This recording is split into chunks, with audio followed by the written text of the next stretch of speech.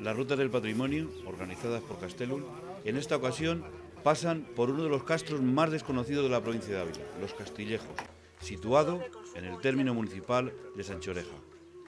De los 6 castros más populares de la provincia, el de Los Castillejos, en Sanchoreja, es el menos conocido, tanto por tener un acceso restringido como porque no se han efectuado en él labores de conservación y puesta en valor. Con atención y las explicaciones del arqueólogo, se podrán apreciar sus murallas o las zonas de ocupación. Una de sus singularidades radica en que se tiene constancia de que fue ocupada con anterioridad a la Edad de Hierro. Como decíamos, el castro de Los Castillejos pasa por ser uno de los yacimientos arqueológicos más relevantes de la provincia de Ávila, por la secuencia estratigráfica de más de 2 metros de potencia que abarca un dilatado espacio temporal desde el Bronce Antiguo a los inicios del Hierro II. Y además, en Los Castillejos se documenta la base cultural de la cultura vertebrada. Desafortunadamente, no ofrece al visitante la monumentalidad que se puede disfrutar en otros castros de la provincia. La conservación de las estructuras arquitectónicas es bastante deficiente, como consecuencia del tiempo transcurrido desde su excavación y por no haberse realizado ningún trabajo de puesta en valor. El poblado de Los Castillejos se asienta en el amesetamiento en que culmina un imponente cerro situado a 1553 metros y prácticamente aislado, a modo de monte isla, unido al resto de la Sierra de Ávila por un collado alto que constituye la divisoria de aguas de los 2 barrancos que aíslan el cerro. Este hecho aporta monumentalidad al cerro, como tal, suponiendo un hito en el paisaje. Su situación estratégica preeminente le hace dominar y controlar una vastísima superficie de terreno, tanto del Valle Amblés como de la Sierra de Ávila, siendo perfectamente visible a su vez desde grandes distancias. Controla tanto extensas zonas de pastos y de cultivos como manantiales, así como las redes de intercambio, principalmente lo que luego sería la cacería de Niarra en el Valle Amblés y las que, con la Edad Media, fueron reales cañadas de Soria y Leonesa Occidental en la Sierra de Ávila. Se caracteriza por su abrupta orografía, por los afloramientos rocosos y fuertes pendientes, hecho que hacía del enclave un lugar inaccesible. El área del poblado y su entorno inmediato se encuentran dedicados a pastos, aunque en otro tiempo se realizaron labores agrícolas, fundamentalmente cultivo de centeno, que propiciaron la alteración de la parte superior del sedimento arqueológico. Restos de un molino de viento atestiguan esta actividad. Ya desde su origen, como asentamiento humano, todas sus referencias se centran en las tierras meseteñas. El bronce final o Cogotas I, profusamente representado en Los Castillejos, constituye una de las culturas fundamentales de la prehistoria en la meseta. El bronce final meseteño presenta una gran diversidad de modelos de asentamiento que dificultan seriamente la valoración unitaria de esta cultura. Baste decir, a modo de ejemplo, que en las tierras llanas aparecen lo que se denominan campos de hoyos, estructuras excavadas en el sustrato geológico de dimensiones muy variables y rellenadas con abundantes materiales y en las que esporádicamente aparecen inhumaciones. Sin embargo, en las zonas de montaña surgen grandes poblados con viviendas hechas de piedra y tapial, como el caso El Cancho Enamorado en el Cerro de Berrueco o Los Castillejos de Sanchoreja. Estos pobladores del bronce final serán los primeros en establecer relaciones más o menos estables con otros ámbitos como la fachada atlántica y el sur peninsular. Al hacer la interpretación global del yacimiento, Maluquer piensa que el Cerro de los Castillejos fue ocupado de manera estable inicialmente por una población pastoril, portadora de un sustrato indígena, que se manifestaría en la presencia de las cerámicas ercisas y de tipo boquique, sobre la que habría incidido un aporte extranjero de origen centroeuropeo, detectable en las estructuras llamadas alastáticas, típicas sobre todo de la etapa final de la Edad de Bronce, de la llamada cultura de los túmulos. Son gentes portadoras de nuevas costumbres e ideas religiosas que tienen su reflejo en el nuevo ritual funerario, ahora de incineración, aunque la falta de necrópolis localizadas de este momento no permita establecer con seguridad sus características ni conocer hasta qué punto la sustitución de un ritual por otro fue algo rápido, si ambos se dieron de manera simultánea, utilizando cada uno por el respectivo pueblo o si, como sucede en el sur, ambos rituales no solo fueron sincrónicos en determinado momento, sino que incluso en una misma necrópolis se practicó el antiguo ritual de la inhumación con el nuevo de la incineración, reservando aquel para las gentes de aparentemente mayor categoría social con cámara funeraria y ajuares más ricos.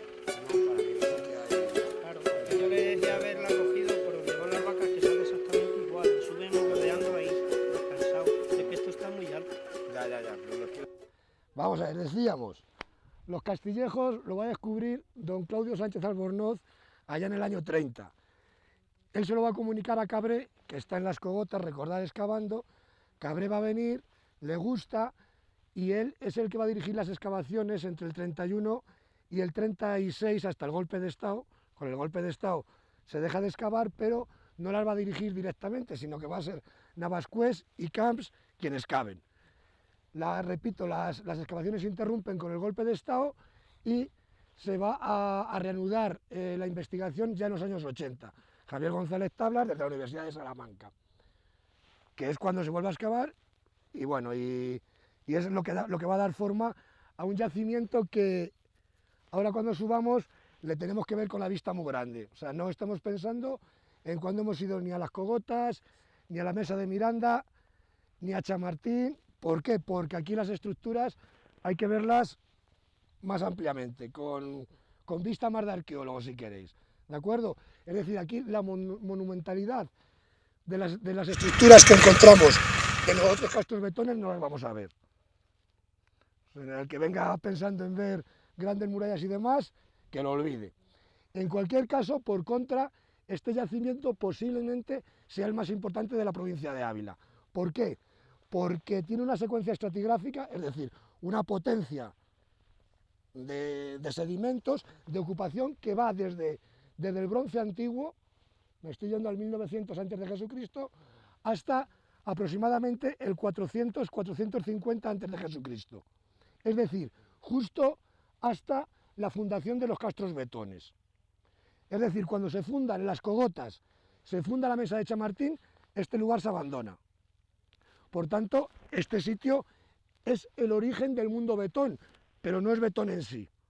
O sea, los castros propiamente betones, que son las cogotas y la mesa de Miranda, se fundan cuando este castro se abandona. ¿De acuerdo? Se abandona de una manera ordenada, es decir, sin enfrentamiento bélico ni nada. Por razones X, en un momento dado, dicen, este lugar no nos sirve y se bajan. Y posiblemente sea esta misma gente la que funde las cogotas y la mesa de Miranda. ¿De acuerdo? ¿Os queda claro? Es decir, que no vamos a ver un castro betón propiamente dicho. Repito, se funda allá en el 1900, os voy a hacer un poquito de memoria. Recordar cuando el Valle Amblés está todo ocupado por lo que llamamos calcolítico, 2800, 2000, 1900 antes de Jesucristo, y son pequeñas aldeas que ocupan todo el reborde septentrional del valle, es decir, la ladera meridional de la Sierra de Ávila, de esta. Pequeñas aldeas, orientadas al mediodía, orientadas al sol, que lo que hacen es estar protegidos de los vientos del norte y tener controlados sus rebaños, sus sembrados. Viven en paz y armonía, entre comillas, dentro de las dificultades de esa vida. Pero ocurre, recordar también, pues esto ya lo he contado más veces, ocurre que allá hacia el 1900 vamos a entrar en un momento de máxima aridez, un clima muy seco, en el que el Valle Amblés va a ser incapaz de producir lo suficiente para que todas esas aldeas vivan. Y entonces esas gentes que habían vivido en paz de repente van a entrar en conflicto por la lucha por los recursos naturales. Posiblemente esa aridez trae una caída de la población porque vuelve a aumentar la mortandad y las gentes esas 70 y tantas aldeas calcolíticas que hay, se van a reagrupar en unos poquitos lugares, 12, 15 lugares. Uno de ellos es este. Si miráis al fondo, veis allí un cono en la montaña, ¿verdad? Recordad que os dije, se van a reagrupar en lugares, en la sierra, bien en la sierra, en las Parameras, bien en la Sierra de Ávila, lugares ocultos, lugares muy defensivos, lugares con bastante control y sobre todo en torno a picos cónicos. Por la razón que sea, siempre el pico cónico. Recordad cuando hemos subido a los castillejos, al castillo de Manqueospese, que os conté lo del picuezo, otro pico igual, bronce antiguo. Entonces, coincidiendo con ese momento, es cuando se ocupa por primera vez este lugar. ¿De acuerdo? Se abandona, pero se volverá a ocupar allá hacia el 1200, se vuelve a ocupar. Cogotas 1, bronce final. Se vuelve a ocupar, el lugar no se amuralla, pero se ocupa por completo. Es un momento en el que hay una dualidad de población. Hay gente que vive en alto, como son estos, y la gente que vive en el Castro de las Cogotas, y otra gente que vive en el valle. Posiblemente es una jerarquización de población. Arriba vive la gente que controla, administra económicamente el espacio, y abajo viven los que curran. ¿Vale? Sin solución de continuidad, entramos en el Hierro 1, el lugar continúa habitado, es un momento de esplendor de este lugar, por eso no voy a decir más, porque luego lo vamos a comentar más adelante, y perdura, repito, hasta el 450-400 antes de Jesucristo. Es decir, el inicio del Hierro 2, el inicio de Cogotas 2, el inicio del mundo betón, propiamente dicho. Pero en ese momento el lugar se abandona. Eso que os quede bien claro. Este lugar no es cronológicamente paralelo a las Cogotas ni a la Mesa de Miranda. Es el momento previo. O sea, como mucho conviven, es que ni conviven. Son las gentes de aquí las que fundan esos otros lugares. ¿Vale? Si no os queda claro algo de esto, pues algo más complejo que lo de los betones, me preguntáis. Y si no, avanzamos. Venga. Sí. ¿El castillo de Cardenosa tiene alguna relación cronológica? El castillo de Cardenosa es bronce antiguo, es un lugar paralelo a la primera fundación esta. Una vez más, un lugar cónico, un lugar alejado, son esos 10-12 lugares en los que se reagrupa la población calcolítica. Uno de ellos es el castillo de Cardeñosa.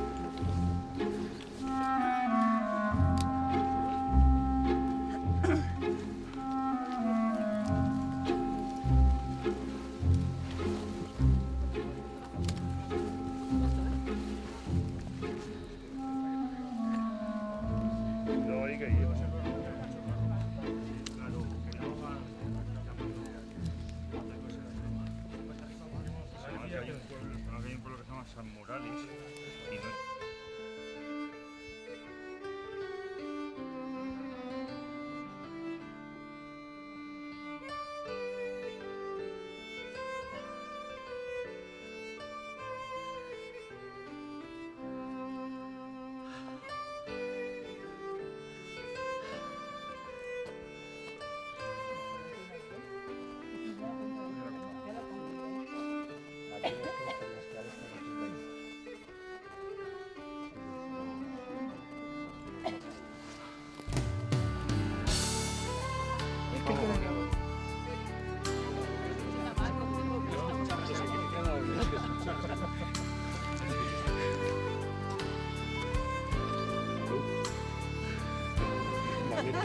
Está aquí.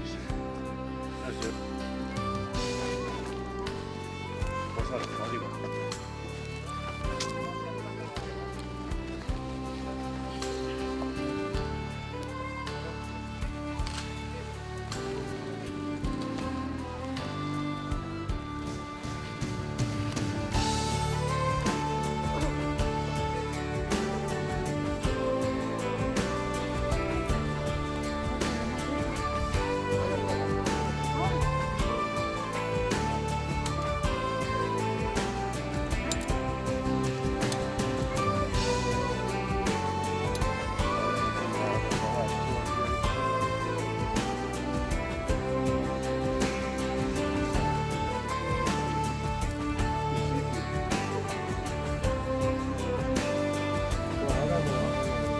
Porque hay unos que vienen más atrás que Julia, Sí, pero que sí que vienen por ahí. Gallegos del Camino. Luego se la bajan también. Vale. Y fíjate, yo creo que aquí... No, Sí. Ah, sí.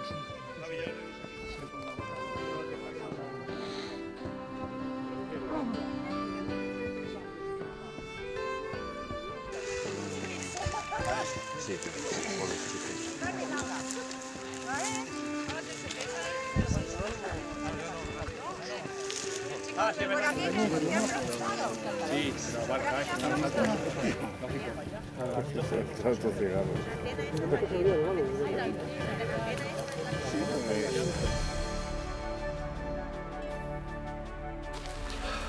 Entonces, recopilando lo que hemos dicho, un castro es un lugar con condiciones naturales defensivas que acabamos de comprobar y reforzado con estructuras artificiales que la primera de ellas la acabamos de pasar. Veis que aquí hay un talud, que luego le vamos a seguir todo él. He advertido que los Castillejos no es Ulaca, no es la Mesa de Miranda. Aquí hay que abrir más los ojos. Esto es el primer recinto amurallado. Esto que acabamos de pasar. Estamos, para que nos ubiquemos, aquí. En el de arriba. Estamos en el acceso al segundo recinto. Entonces, es un lugar por condiciones naturales defensivo que además se refuerza con estructuras artificiales que tiene un amplio dominio visual de su entorno. Luego nos vamos a asomar al valle y que además controla vías de comunicación. Repito, está controlando la que luego fue la Soriana Occidental, la Leonesa, que es más o menos, a grosso modo, la carretera que va para Sancho Reja. La Soriana es, a grosso modo, por la que hemos venido desde Ávila, que la Leonesa la cruza ahí en la Venta del Hambre. Ahí hay un cruce de cañadas. Y hacia el valle está controlando la calzadilla de Niarra. Por tanto, es un lugar que controla tanto el Valle Amblés como la Sierra de Ávila. Es un lugar posiblemente el más estratégico de todos los castros de la provincia. Y repito, vamos a subir hasta 1553 metros, más alto aún que Ulaca. Y repito, aquí es donde es el origen del mundo betón, pero no es betón propiamente dicho. Este lugar se va a abandonar justo cuando se funde las Cogotas y la Mesa de Miranda, que eso ya es betón puro, 450, 400 antes de Jesucristo. Entonces, el castro engloba las defensas artificiales unas 15 hectáreas y está bordeado por hasta 3 recintos defensivos, que los vemos. La Acrópolis, el principal, que le vamos a ver luego, estamos en el segundo recinto y un tercero que le vamos a ver luego. El tercero, ¿por qué por aquí hay hasta 3 recintos defensivos? Porque es el lugar más accesible. Es una vaguada que habríamos subido mejor que por aquí, pero habríamos tardado más, y así que mejor haber subido por aquí, pero como es el lugar más accesible, más vulnerable, es donde le ponen hasta 3 líneas de muralla. ¿De acuerdo? Cuando nos acercamos a esta muralla, nada que ver con la de las Cogotas ni la Mesa de Miranda. Sí es cierto que todas las estructuras que vamos a ver ya son del inicio del Hierro II, es decir, del último momento de ocupación del lugar, de hacia el 450, 400 antes de Jesucristo, pero esta muralla vais a ver que no tiene ni bastiones ni cubos, como podemos ver en las Cogotas, en la Mesa de Miranda. Son líneas, son paños rectos, con algún engrosamiento en las entradas. Por otra parte, las entradas, los accesos al castro, aquí en los Castillejos tampoco nada tienen que ver con la complejidad del mundo betón. Esas entradas en embudo, esas entradas en esviaje. Aquí son simples interrupciones en la muralla. Que por cierto, aquí nos marcan 3 murallas, pero este es un plano de Maluquer, es un plano de los años 60. Posiblemente hayamos entrado por una puerta, posiblemente, pero no lo sabemos, seguro, ¿eh? Ahora yo os voy a decir la que ellos marcan, subiendo por aquí, pero tampoco es segura. Nada más tenemos seguras 2 entradas, realmente, que luego las vamos a ver. Entonces, es una muralla entre... El segundo recinto tiene 2-3 metros de anchura, pero luego el primer recinto llega a tener entre 4 y 6 metros de ancho, que llegaría a alcanzar una altura de hasta 4 o 5 metros. ¿Vale? Entonces, son 2 paños de mampostería rellenos de cascajo. Otra diferencia muy importante con el mundo betón, no tiene esos paramentos intermedios de los que siempre os hablo. Recordad que cuando subimos a Ulaca os digo, un paramento intermedio, ¿para por qué? Si nos derrumban el espejo exterior, la muralla cae, pero se van a encontrar con otro muro intermedio que va a permitir que todavía tengan parte de muralla sin derrumbar. Aquí eso todavía no existe, tampoco, ¿de acuerdo? Otra cosa, vamos a ver, me habéis preguntado por los majanos que vemos aquí. Estos majanos, que efectivamente estarán respondiendo a casas, pero estos majanos son de la agricultura. Aunque parezca mentira, esto se cultiva en la posguerra. De hecho, luego os voy a contar más cosas sobre la agricultura aquí arriba, porque son dignas de saber. Pero que sepáis que esto, en la posguerra, esto se cultiva, ¿de acuerdo? Luego vamos a ver cómo lo intentan hacer más sencillo. ¿Vale? Entonces, vamos a subir por lo que es el cierre del segundo recinto y vamos a llegar hasta el primer recinto. Repito, esta es la muralla. La vemos, ¿no? ¿Qué población se estimaba que podría vivir aquí? 500, 600, más o menos. ¿Y el perímetro de la muralla? Más o menos. 2 kilómetros y medio. ¿Y tú crees que merecería la pena hacer una muralla tan grande para después con tan poca gente defenderla? Pero es como la de la mesa de Miranda. No me explico, ¿sabes qué quiero O decir? como la de las cogotas. Es que, claro, es una pregunta... ¿Sabes lo que te quiero decir? Sí. Lo que pasa es que, ¿qué es lo que hace la muralla? La muralla se adapta al reborde de la meseta. Esto es una meseta. La muralla lo que busca, como luego vamos a ver, es la propia crestería de la meseta y además ir englobando los afloramientos rocosos. Hasta el punto de que cuando vayamos al cierre meridional, vemos que la muralla desaparece y es todo crestería como esta. ¿Veis aquí a vuestra espalda? La muralla plaque da en estos afloramientos y la cosa se proyecta, ¿lo veis?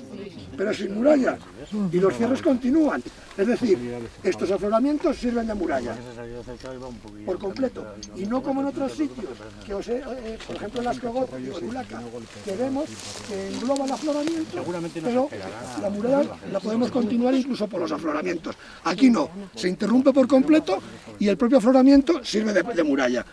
Claro, tampoco encontramos aquí excesivas necesidades de hacer más complejo esta defensa. Lógicamente, este castro no tiene ni foso defensivo como pueda tener la mesa de Miranda, ni campos de piedras incas. Pero es que no resulta... O sea, este lugar es tan defensivo como lo pueda ser Ulaca. No necesita otro tipo de defensas. ¿Vale? Entonces vamos a continuar, vamos a ir por lo que es el cierre del segundo recinto. Que vemos que engloba el afloramiento, pero la muralla la podemos continuar incluso por los afloramientos. Aquí no, se interrumpe por completo y el propio afloramiento sirve de muralla. Claro. Si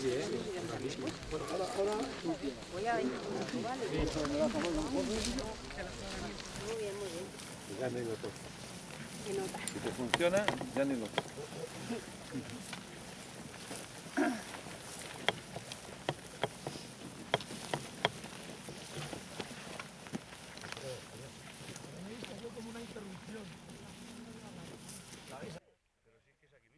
No, espera, es una cosita.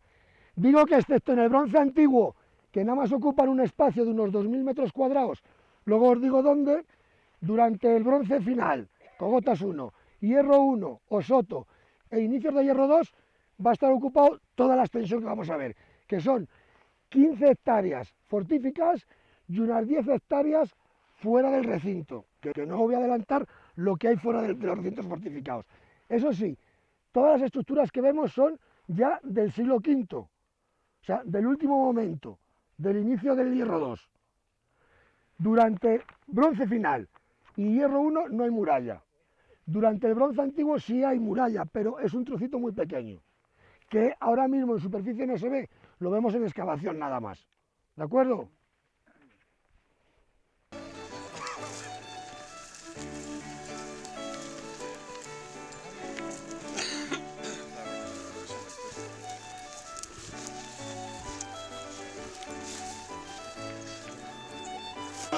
Ya son más de influencia mediterránea,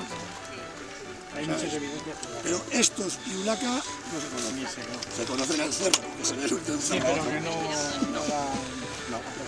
Funciones en la muralla, excepto la más monumental que vamos a ver luego, que es un engrosamiento. Continuamos con la muralla. No, ahora a partir de ahora vamos a ver ya las estructuras un poquitín. Algo más, un poquito más, un poquito más.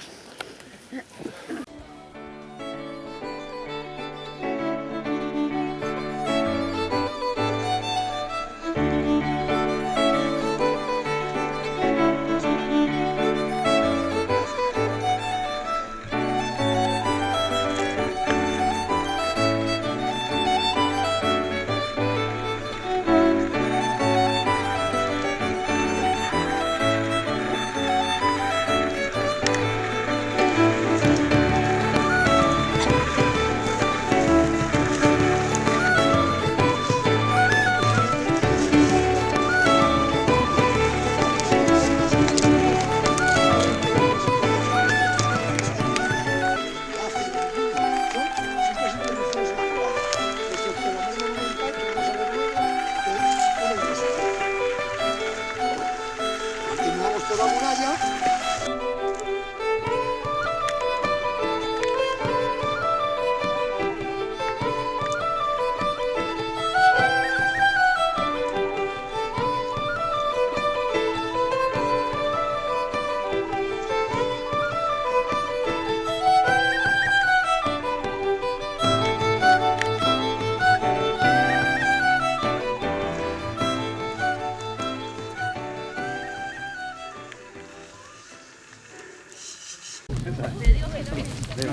¿Y qué dijo? Muy bonito. No, aquí lo que se está viendo es que estamos en la muralla y que es una zona de habitación. Y entonces, ahí, en teoría, es donde hay una puerta, donde está toda esa maraña. Estaríamos en una puerta que aquí no viene, pero aquí no, la que viene aquí está más adelante. Pero aquí puede ser que haya otra. Es que luego hay otro problema, que como ha habido agricultura, han abierto porteras ellos también en otras partes. Entonces, este, que repito, es un sitio que hay que cogerlo con muchas pinzas. ¿Qué se imagina hacer una cosa?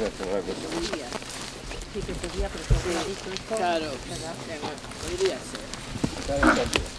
Muy bien, muy bien, muy bien. Es que repito, este plano no es actual, este es de Maluquer, de los años 58 exactamente. Pero aquí posiblemente hay una interrupción que es una puerta. Repito, cuando vemos puertas en los castillejos, nada que ver con esas puertas que hemos visto en Ulaca o en la Mesa de Miranda, en Esviaje, en Embudo. Son simples interrupciones en la muralla, excepto la más monumental que vamos a ver luego, que es un engrosamiento. Continuamos con la muralla. Esa puerta ahora. Pero repito, vemos una interrupción, que sí que la veis todos. Es un corte y un acceso, que de inmediato se nos viene a dónde coño va este acceso. Como está sin excavar, no sabemos de verdad si es un corte que han hecho en la muralla, la agricultura, o es de verdad un acceso. Hasta que no se excave, pero este acceso, Maluquer ya lo plasma como una entrada a la muralla, este corte. Sé que hasta ahora estoy diciendo, hostia, ¿dónde nos ha tenido este chalagoy? No, ahora, a partir de ahora vamos a ver ya las estructuras un poquitín Más claro. Algo más, un poquito más, un poquito más.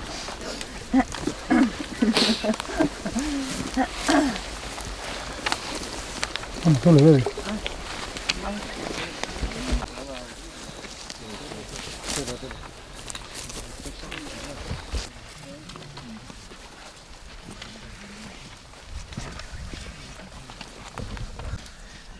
que luego hay que moverlas.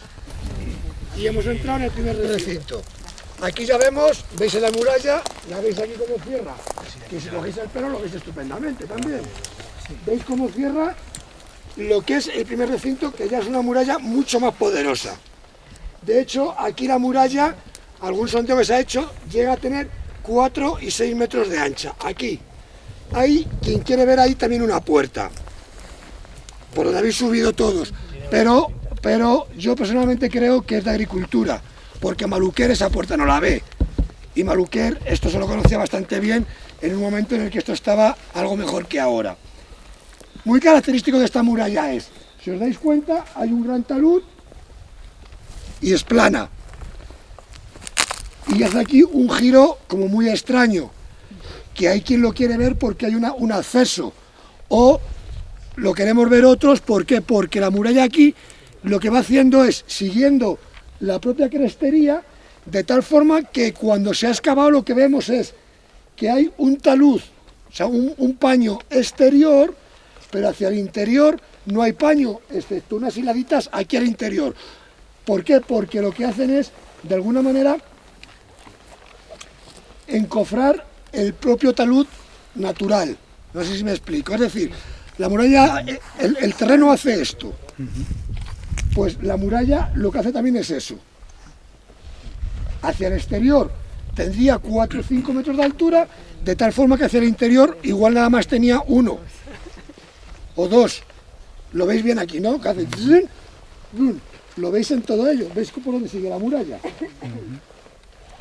Eso es también característico de aquí, es decir, que no tiene el paño interior, en lo que es el primer recinto apenas existe. No sé si me he explicado lo que os estoy diciendo aquí ahora, ¿sí, no? Bien, y entonces aquí es donde la muralla alcanza esos espesores de 4 incluso 6 metros, en el primer recinto, que es en el que estamos, no en el segundo, que hemos visto que es un muro de 2, 2,5, más no. Hacia el interior, claro, viviendas se han llegado a excavar 17, 18. Son casitas muy pequeñas, de entre 20 y 60 metros cuadrados. Nada que ver, por ejemplo, con esas que os enseñé en Ulaca, algunas de ellas de hasta 200 y 300 metros cuadrados. Estamos hablando de casas rectangulares de entre 20 y 60 metros cuadrados sin subdivisiones internas. O al menos esas subdivisiones internas no se vieron, que también puede ser. En excavaciones antiguas las subdivisiones podían ser a base de tapial y no se vio. ¿Me explico? Pero en principio son estructuras de una sola estancia de entre 20 y 60 metros cuadrados que tendrían un zócalo de piedra, lo elevarían en tapial y una cubierta vegetal, un entramado de rollos de madera y ramos, y un hogar, una lumbre, que no ocupa un espacio específico. Hay veces que la encuentran en el centro de la vivienda, otras veces contra la pared. Los hogares son cosas circulares en las que extienden cachitos de cerámica, de recipientes rotos, y luego sobre ello extienden una capa de barro, ¿vale? Y de las viviendas poco más se sabe. Luego vamos a ver un sitio en el que se excavaron viviendas. Claro, si os fijáis, el urbanismo aquí no cabe. Es más, las viviendas van a tener que adaptarse a la propia orografía del terreno, a los propios afloramientos de granito. El yacimiento es muy grande, 15 hectáreas a murallas, pero realmente el espacio útil se reduce muchísimo. No hay más que mirar para atrás.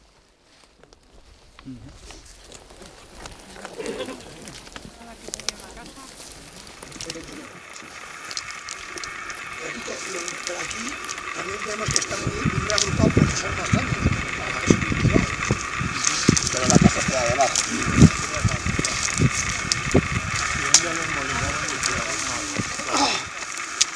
Esto aquí hay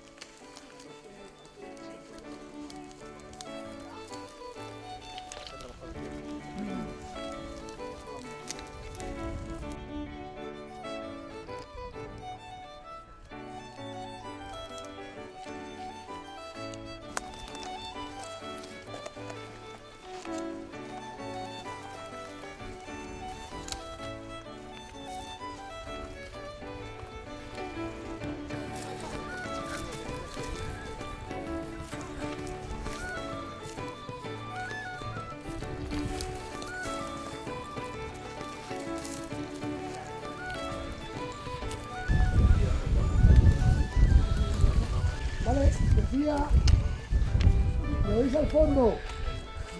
No te escucha.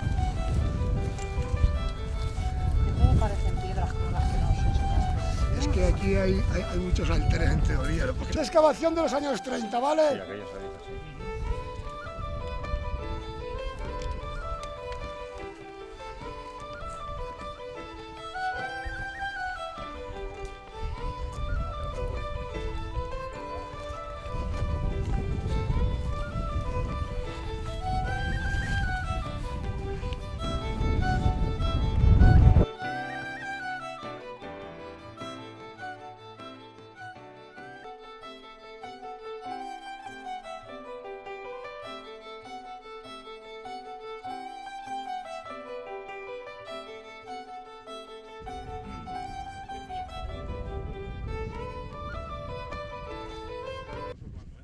Estamos en la entrada principal. Se ve muy bien porque está excavada, ¿eh? Está excavada de los años 30. Por tanto, por eso veis que se ve muy bien el paso, que no es más que lo que os decía, una interrupción de la muralla, con un pequeño engrosamiento. Al interior veis que está vacío todo, es la excavación de los años 30. Aquí se excavaron 16 y 17 viviendas, ¿vale? Continuamos hasta el vértice.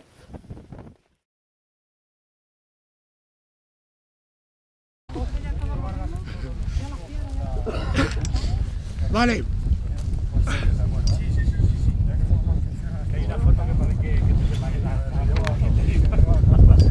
Un momento. Hemos venido siguiendo.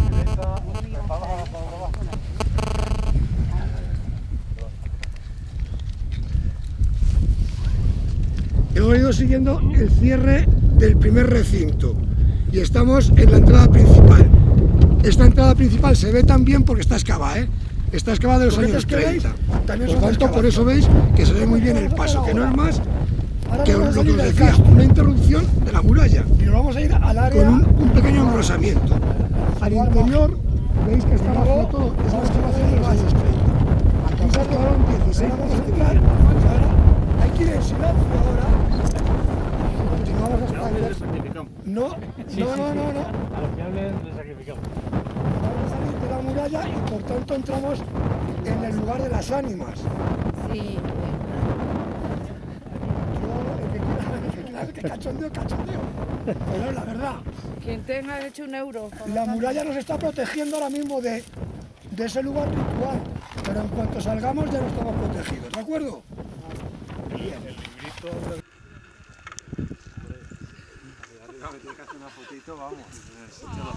Es que...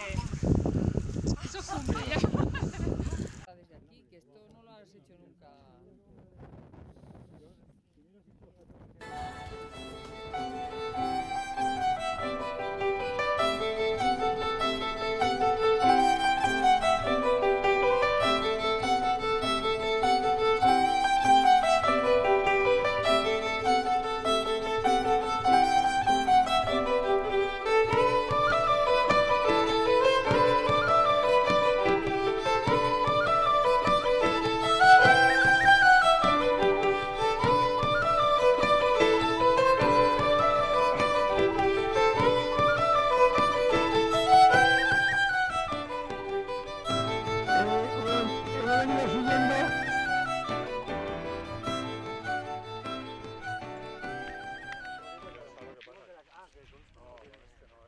Hemos ido siguiendo el cierre del primer recinto y estamos en la entrada principal.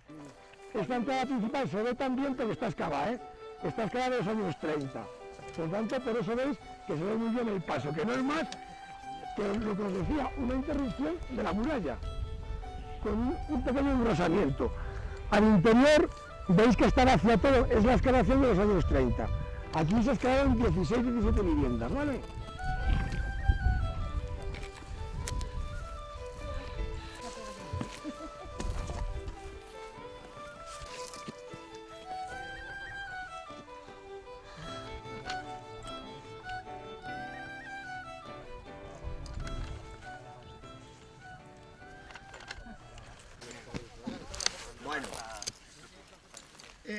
Y ahí va a cargar ya en la crestería y ahí desaparece, lo veis bien en el plano. O sea, ¿veis dónde estamos perfectamente, no? Por aquí. Entonces, aquí hay otra excavación. Esto es una excavación reciente, de los años 80. Y aquí es donde sale el bronce antiguo. Es decir, en esta muralla, que es del hierro, pero se levanta sobre una anterior del bronce. Eso nada más lo vemos en excavación, no lo vemos en directo. Pero estos boquetes que veis también son de excavación. Entonces, ¿qué vamos a hacer ahora? Ahora nos vamos a salir del castro y nos vamos a ir al área ritual, al lugar mágico. Y luego vamos a ir a ver el valle, ¿de acuerdo? Pero ahora vamos a entrar, o sea, ahora hay que ir en silencio ahora. No. A los que hablen les sacrificamos. Vamos a salir de la muralla y por tanto entramos en el lugar de las ánimas. Yo, el que quiera que cachondeo. Pero es la verdad. La muralla nos está protegiendo ahora mismo de ese lugar ritual. Pero en cuanto salgamos ya no estamos protegidos, ¿de acuerdo? Bien. El librito habla de una posible torre. Luego. Lo que sí que necesito ya es mi mochila. Es que ahora nos salimos del castro, pero luego volvemos a entrar. Como dices que nos íbamos, digo, a ver si... Sí, no lo hago, pero luego volvemos. No, nos vamos donde las ánimas, no quiere decir que nos va. Luego volvemos. Que da el sentido... Es lo mismo, o sea, son en los planos las altitudes, las referencias a altitudes.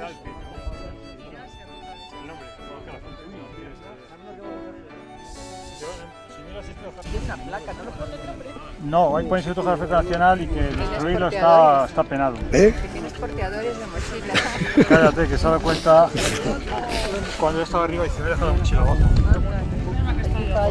La cabeza que tiene.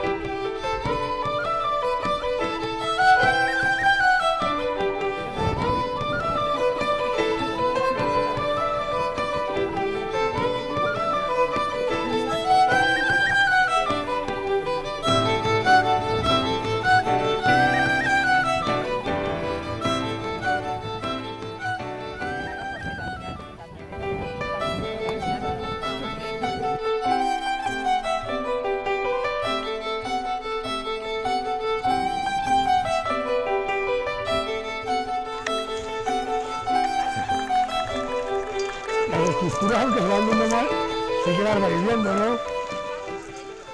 Y entonces habréis visto que desde que hemos salido también hay una serie de majanos y de cosas que parecen estructuras, que lo son, como en la que estamos, que durante mucho tiempo se creyó que era un barrio de extramuros, de habitación, hasta que en los años 80 excavamos, y no son estructuras de habitación. Tenemos aquí, por ejemplo, una, pero esta porque está excavada se ve un poco mejor, pero se ven todas muy bien, ¿eh? ¿Veis? ¿Veis?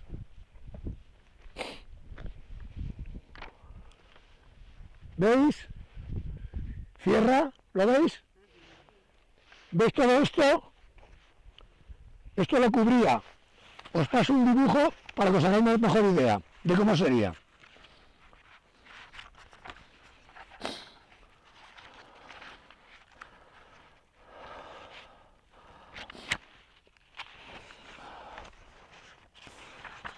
La vais pasando por ahí. No hay para todos, esto nada más para que lo veáis. Irlo pasando. Es un poco para que os hagáis idea de lo que es la estructura en la que estoy. Entonces vamos a ver. Esto está excavado, aquí hemos excavado bastante. Y hay una cosa interesantísima que sí que os pido un poco de atención para que no nos perdamos, porque posiblemente sea el lugar más interesante del castro. Hay un lugar al que luego vamos a ir, pero que no se ve nada, pero que es un lugar en el que cuando excavamos hay fosas excavadas en el suelo, rellenas de ceniza y mogollón, pero cuando digo mogollón es mogollón, de calderos rotos, muy fragmentados, rotos, de cerámicas rotas, de elementos de adorno que ahora os pasaré para que veáis que es muy rico, roto, y que se ve claramente que ha estado en contacto con el fuego. Eso por un lado. Es un espacio que hay al otro lado de la valla. Entre medias de ese espacio y donde estamos hay un espacio estéril, cuando digo estéril, que no hay estructuras arqueológicas. Sin embargo, cuando se ha pasado el magneto, no me sale el nombre, magnetómetro o algo así, que es un aparato que te intenta detectar dónde ha habido fuego, dónde hay cosas distintas a lo que tenía que haber. Lo que refleja, y así luego lo detecta la excavación, es una zona amplia en la que se ha practicado fuego. Y luego estamos en otra zona, que es la que llamamos monumental, en la que hay estructuras de este tipo. Estructuras como la que os he pasado por ahí, creo que la habéis visto todos, que luego me centro un poquitín más en ello. Entonces tenemos 3 lugares. Empezamos por el del medio. En el del medio se ha hecho fuego.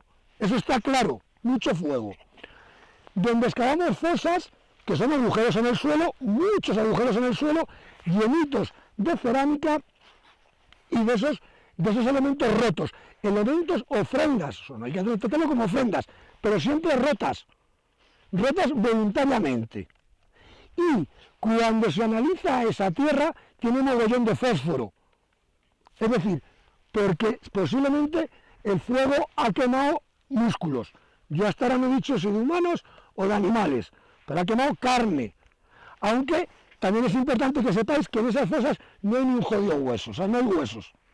Lo que hay es cenizas y elementos de ofrendas rotas, siempre roto. ¿Cómo hay que interpretar eso? Pues claro, interpretar lo que esta gente hacía es enormemente difícil, como ya os he dicho en muchas ocasiones, pero claro, lo que está claro es que es la parte final de un ritual más complejo. Un ritual más complejo en el que ha intervenido el fuego, sin duda. Y lo que nos parece es que en el lugar de pira, de fuego, es el lugar donde se detecta que ha habido fuego muy intenso, pero que no hay estructuras, entendemos que ahí es donde se hacen piras rituales. Tal vez, ¿por qué no?, quemando al hombre, junto con sus ofrendas, ya rotas, las ofrendas se echan rotas. Y luego, lo que se hace es, lo que resulta de ese fuego, se lleva a las fosas y se entierra. ¿Quieres que enterremos el alma? Pues vale, hemos enterrado el alma. ¿Queréis que enterremos lo maligno? Pues lo maligno, no sé lo que enterraban, pero lo enterraban. El caso es que al individuo no lo enterraban, pero es que eso en la prehistoria, los que lleváis conmigo más días, o lo he explicado en más ocasiones, necrópolis, lo que entendemos por necrópolis, por cementerio, no existe hasta los betones. Hasta ese momento, hasta las grandes necrópolis de cogotas, mesa de Mirón y demás, lo que encontramos son enterramientos aislados. Es decir, que no lo general es no enterrar, sino tirarlos, posiblemente a pudrideros, posiblemente a las aguas, posiblemente a donde fuese, y se entierran a personajes muy específicos, por una razón o por otra. No voy a entrar ya ahora, porque ya otro día, si venís conmigo, cuando vayamos a túmulos, entraremos más en lo que es el mundo de la muerte. Pero el caso es que lo que quiero que sepáis es que esta gente de las que estamos hablando no tienen necrópolis, en principio. Hemos encontrado un enterramiento por ahí suelto, aislado. Entonces lo que sí que sabemos es que practican rituales relacionados con la muerte. Y al esqueleto, o lo que resulta, una vez que se le quitan las partes blandas, se deshacen de él, bien tirándolo a casas de muertos, es decir, a pudrideros, a los ríos, etc. Entonces aquí, que me voy para otros sitios, pero aquí lo que parece que ocurre es que el ritual de fuego, con sus ofrendas, la hacen con gente muerta. Pero una vez que se ha quemado y son incendios que no han superado los 800 grados. ¿Por qué sabemos que no superan los 800 grados? Porque los materiales de calderos que os estoy diciendo que les ofrendan es bronce y no ha fundido. Y el bronce parece ser que funde a los 800 grados. Sí que está un poco deformado, esas piececitas, ahora os enseño algunas. Pero no han fundido, por tanto, ha sido un fuego mínimo, casi para quemar las partes blandas. Seguramente ni se les llegó a quemar del todo, sino que a esos muertos se les han hecho ofrendas de limpieza, de purificación relacionadas con el fuego. Se les ha cogido y al muerto, o lo que quedaba del muerto, se le ha llevado no sabemos dónde. Y todo ese resultado de cenizas es lo que se ha llevado a esos hoyos que hemos excavado allá adentro. Ocurre lo siguiente, en las fosas vemos que hay fragmentos del mismo caldero, de hasta 5 o 6 calderos detectamos en la zona que excavamos, pero nunca las encontramos todas. Es decir, si te pones a recomponer el caldero, no lo vas a recomponer entero nunca. Sin embargo, sí parece que el caldero se fracturó entero en su momento.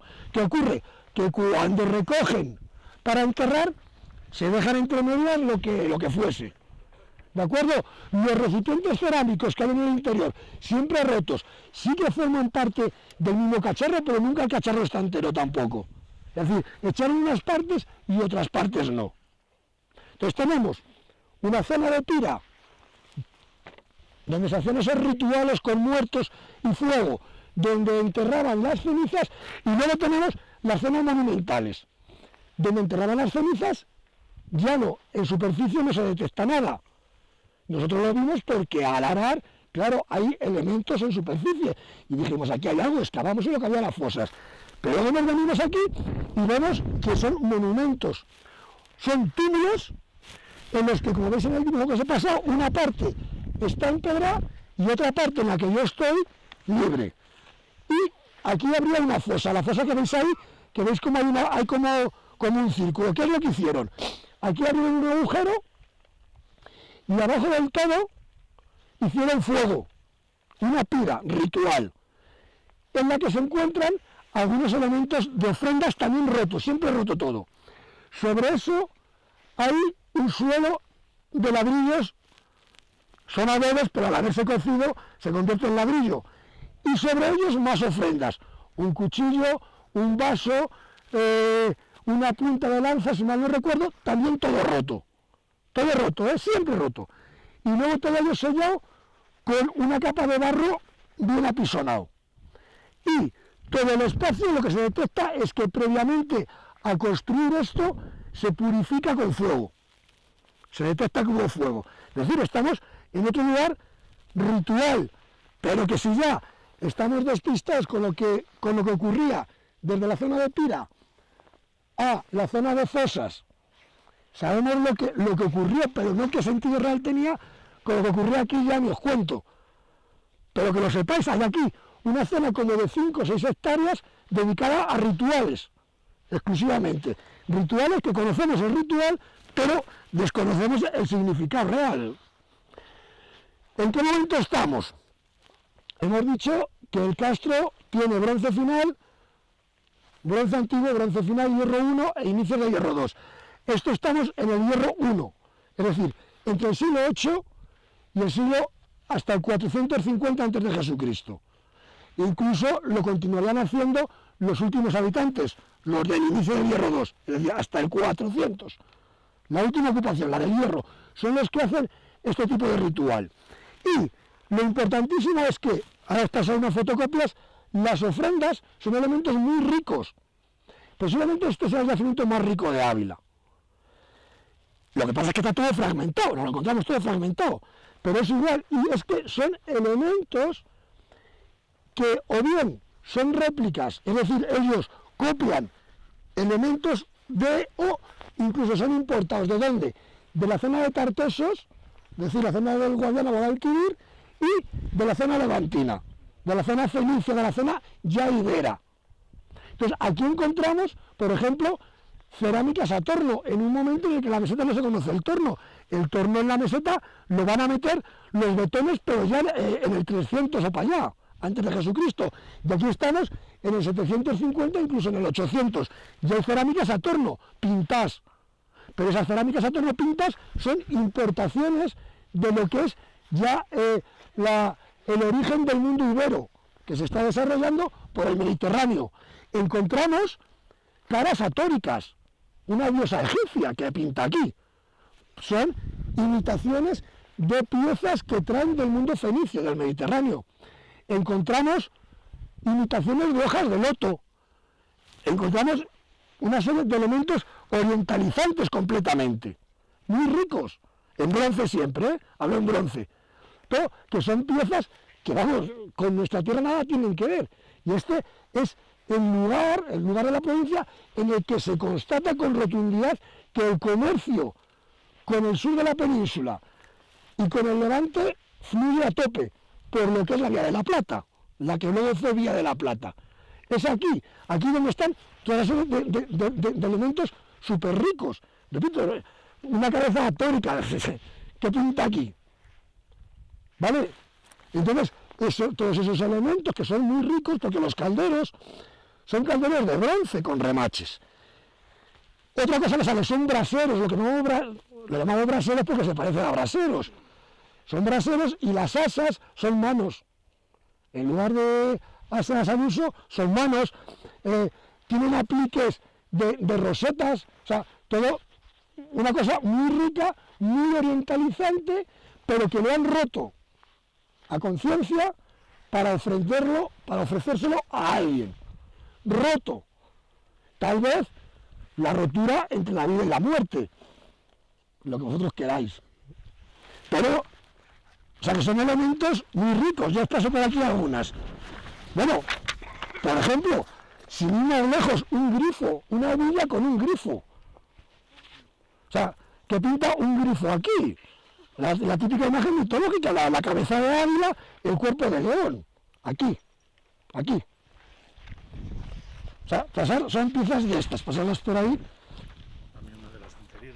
Es que estas no tengo para todos, simplemente para que les deis un vistazo.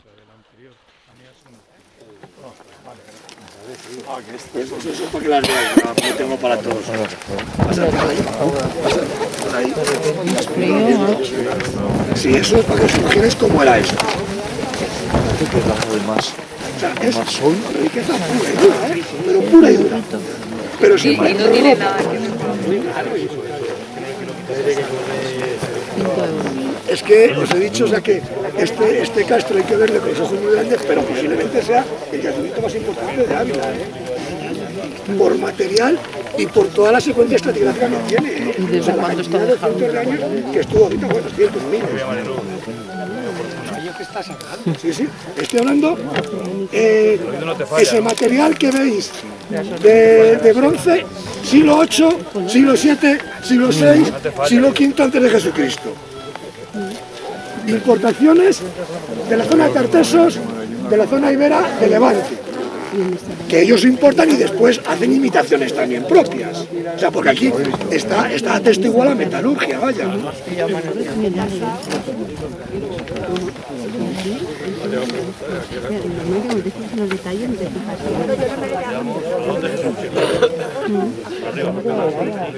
Vamos a ir para acá. Espera un momento porque hay que saltar en un momento dado la valla esta.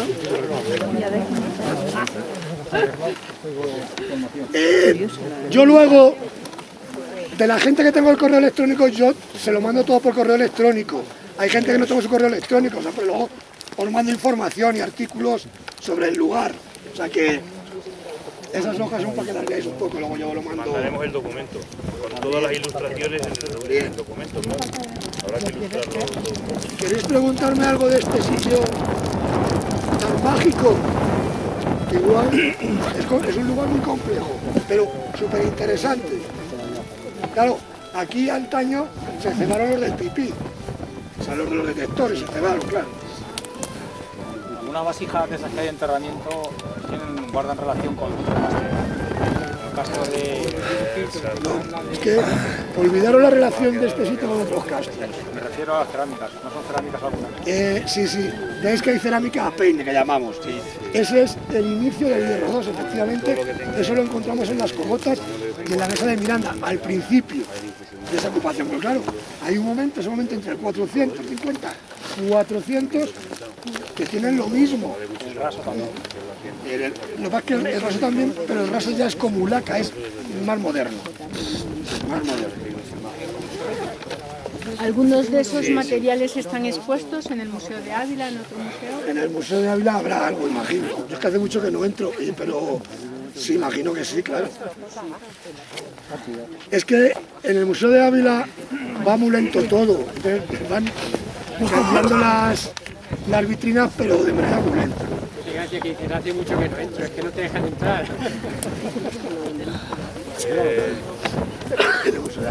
Ya, existe. No, es que en la catedral hubo un momento que no nos dejaban entrar ni a Jorge ni a mí. Arriba. Y para moler se va a construir un molino, que era un molino de viento. Entonces aquí se cultivaba, se cosechaba, se molía y ya se bajaba el cereal molido al pueblo. Se moría aquí, o sea, este molino, en Sancho Reja hay gente que lo ha conocido en pie, claro. Un molino de viento, como los de Don Quijote. Es la zona, o sea, cultivar, lo han cultivado toda la meseta. Ya os he dicho los majanos que había porque han cultivado. Y entonces esta que ves que es la zona menos pedregosa y demás, pues este era el molino donde molinaba. No, aquí no hay ninguna restauración hecha. Lo que hay ocurre, ahora vamos a verlo. Os he dicho al principio que esta gente, en cuanto encuentra cresterías de granito importantes, la interrumpen. Entonces tú ves la propia muralla, podemos bajar nosotros, carga allí en la crestería y desaparece. Sí, se ve, claro, se ve ahí el lienzo ese. Si miras el mapa que te he dicho, digo que te he dado, ahí ves que no hay estructura artificial. Luego vamos a ir por ahí. Ahora vamos a acercarnos ya a mirar al Valle Amblés y luego ya acabamos de ver el castro, ¿vale? Pero esto, o sea, que a mí me llama mucho la atención, pues es un molino, o sea, es una cosa muy curiosa. ¿Queréis preguntarme algo de este sitio tan mágico? Igual, es un lugar muy complejo, pero súper interesante. Claro, aquí antaño se cebaron los del pipí. O sea, los detectores se cebaron, claro. Algunas vasijas de esas que hay de enterramiento guardan relación con los otros castros. El castro de... Olvidaron la relación de este sitio con otros castros. Me refiero a las cerámicas, no son cerámicas algunas. Sí. Veis que hay cerámica a peine, que llamamos. Ese es el inicio del hierro 2, efectivamente. Eso lo encontramos en las cogotas y en la mesa de Miranda, al principio de esa ocupación. Pero claro, hay un momento, ese momento entre 450 y 400, que tienen lo mismo. El raso también. Lo que pasa es que el raso también, pero el raso ya es como Ulaca, es más moderno. Algunos de esos materiales están expuestos en el Museo de Ávila, en otro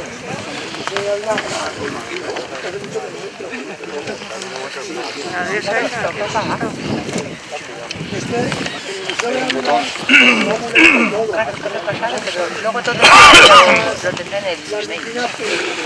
Que luego todo esto...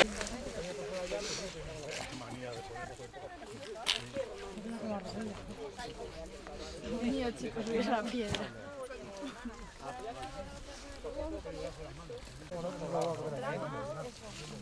Puede bajar por otro lado, pero no creo que baje.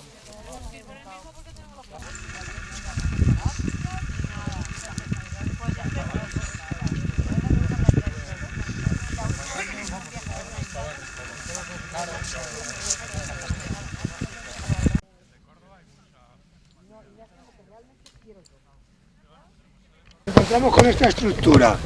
Veis que es una estructura circular. ¿La vemos? Sí. ¿En todo? ¿Seguros? Sí.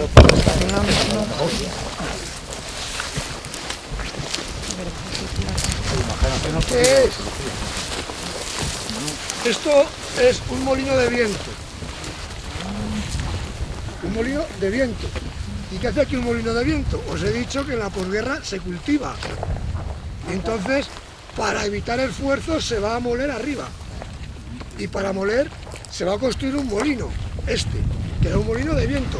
Entonces aquí se cultivaba, se cosechaba, se molía y ya se bajaba el cereal molido al pueblo. Se moría aquí, o sea, este molino, en Sancho Reja hay gente que lo ha conocido en pie, claro. Un molino de viento, como los de Don Quijote. Es la zona, se ha cultivado, lo han cultivado toda la meseta. ¿Qué es? Ya han hecho los majanos que había porque han cultivado. Y entonces esta que es la zona, bueno, pues luego se ve más, pues este era el molino, que Todo fue lleno de piedra. ¿Y dónde cultivaban también? En los San Renes.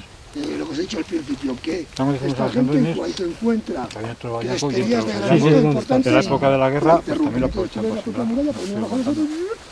era muy chiquitita, muy pequeña. Una cosa es que si miras el mapa que te he dicho, digo que te he dado, ahí ves que no hay estructura artificial. Lo harían con azadón, No vamos a ir por ahí. porque no creo que fuera nada. Ahora vamos a acercarnos ya a mirar al Valle Amblés y luego ya acabamos de ver el Castro, ¿vale?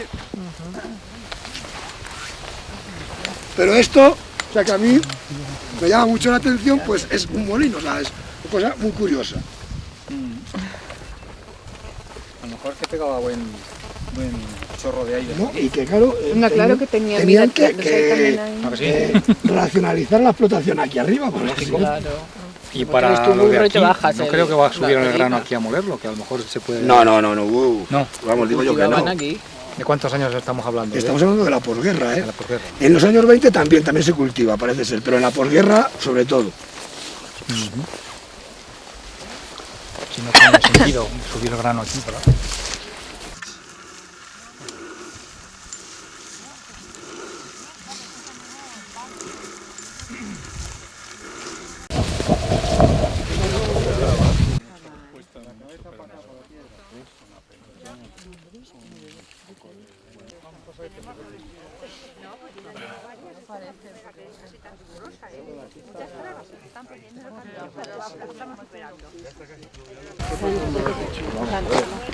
Y los zapateros enfrente. Bulaca, la que se recorta. Se ve por delante, ¿no? Se recorta aquello. El tipo zapatero, porque son los costicos, el zapatero, el sol. Entonces, bulaca es lo que se ve brillando. Lo que se ve brillando, pero más cercano al valle. Sí, más afectado. Es que hoy hay tarima y se ve mal.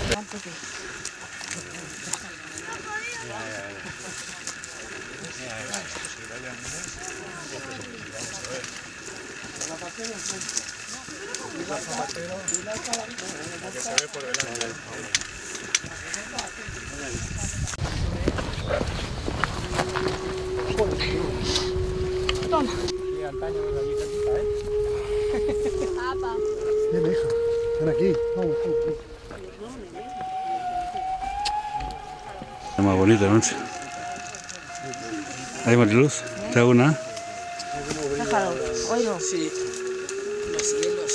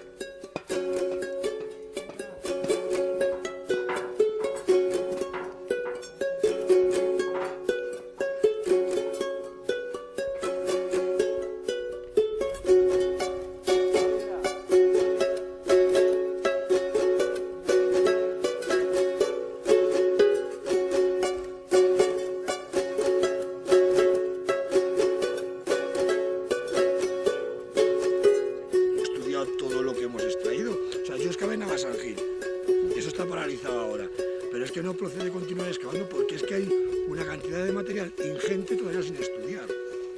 Entonces, cuando la urgencia no existe, porque aquí vaya a pasar el AVE, pues está sin excavar. Entonces, estos lugares, ¿cuándo se excavarían? Vamos a ver. La puesta al público de un yacimiento es la parte final. O sea, lo que tiene que prevalecer en un yacimiento arqueológico es la ciencia y la conservación. O sea, primero, no hay que excavar por excavar, hay que excavar y eso materializarlo. O sea, todo lo que tú excavas, después transformarlo en historia. Si no lo hacemos historia, mal andamos. ¿Me explico? Entonces, claro, esto es muy lento. Cuando es investigación, no hay por qué apresurarse en nada. Ya no es una cuestión solo de dinero, sino de que igual hay atasco del material que se ha extraído. También es de dinero, casi siempre, ¿eh?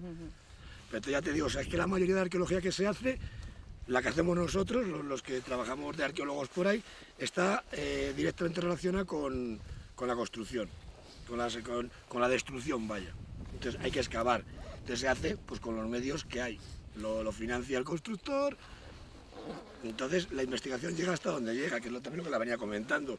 No da para análisis de polen, no da para... Porque claro, la arqueología no es solamente lo que hacemos los arqueólogos. Ahí tiene que haber un mogollón de ramas en torno a nosotros que nos diga, que analice polen, que analice fauna, que analice los restos humanos, que analice el contenido de la tierra. O sea, un dato tan sencillo como el que os he dado antes, que la tierra de las fosas esas contiene mucho fósforo. Claro, pero para eso hay que hacer un análisis. Carbono 14, análisis de maderas. Claro, siempre hablamos de la jodida pasta. Claro. Entonces la arqueología preventiva, que es la que hacemos normalmente, de todo eso no existe. O sea, la arqueología preventiva llega hasta donde llegamos los arqueólogos, que es arqueología. O sea, estudiar cerámicas, tipologías y sí, hacerlo historia. Pero claro, nos faltan datos fundamentales como el clima. Para interpretar todo eso. Claro, porque es lo que venía también comentándole a ella. Cuando yo os he hablado ahí del bronce antiguo, o sea, era una cosa que hasta que no se ha hecho un estudio de pólenes un poco serio, pues decíamos, joder, o sea, desde el 2800 hasta el 2000 aproximadamente, el valle está ocupado por 70 y tantas aldeas pequeñitas, por ahí dispersas, pum, pum, pum, pum, y de repente desaparecen y se reagrupan en 10 o 12 sitios. Claro, la explicación primera, joder, pues un momento de guerra, bélico, no sé qué, y boom. Sí, bueno, también. ¿Pero por qué? Pues posiblemente porque llega ese momento árido, no hay recursos y hay que pelear por ellos. Entonces, claro, el clima es fundamental, que sepamos qué clima tenemos en el momento. Y para saber qué clima tenemos en el momento, necesitamos estudios de polen y demás. Explico, esto es que es muy complejo todo. Y... ¿Qué nos queda, Jesús?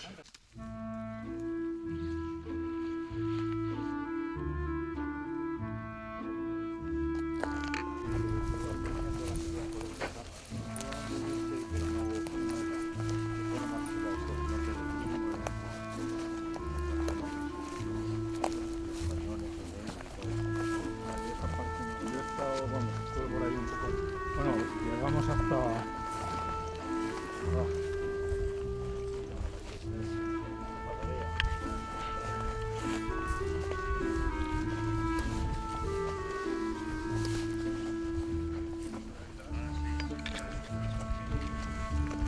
He venido bordeando por donde no hay muralla, porque es toda una crestería, y estamos justo donde vuelve a cerrar el primer recinto.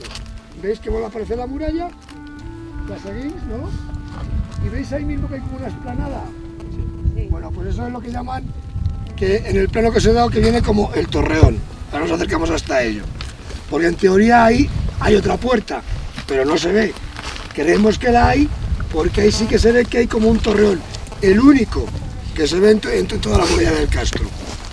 O sea que es excepcional, ¿no? Como cuando vas a Cogotas o a la Mesa de Miranda. Ese, yo creo que sí que lo veis, ¿no? Lo que os digo. Sí. Que hay como un semicírculo aquí enfrente de mí. Hay un ramo en el centro un poco más alto. Ahora vamos a ver. Pero aquí es donde cierra el primer recinto. El primer recinto, o sea, os he dicho que son unas 25 hectáreas con los 3 recintos. El recinto 1, el más importante, son unas 6 hectáreas.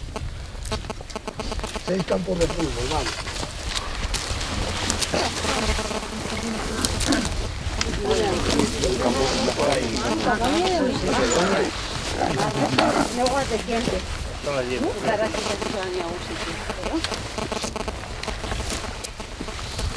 Suele pasar muchos años después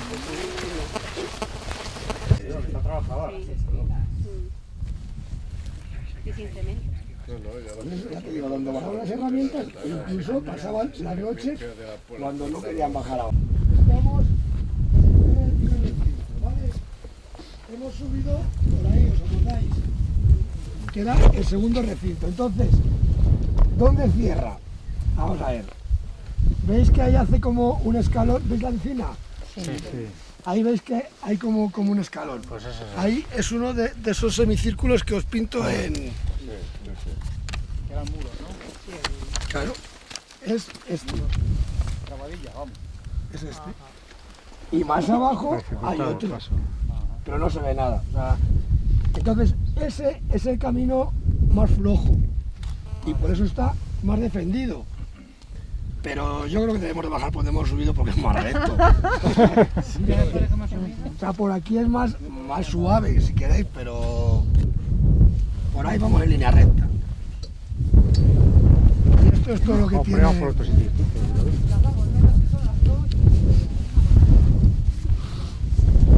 Ya os dije que no se veían estructuras. No, pero ese es el límite de la finca, la cerca. También, sí, se da también, claro. Es que ahí donde hemos estado cruzando, que había como 3 vallas, pasamos hasta de término, de Sancho Reja a Padiernos. Hemos estado en la dehesa del Cid y luego hemos pasado a una dehesa que no sé cómo se llama, pero ya es de la de Río Frío o algo así, que es de Padiernos. La que hay que pasar sin subir es de Padiernos. Sí.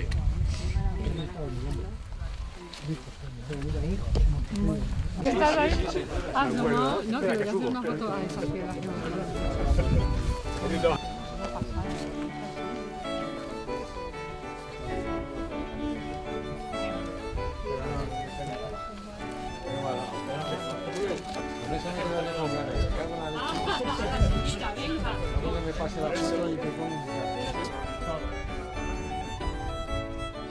Oye, se está guay aquí, ¿eh?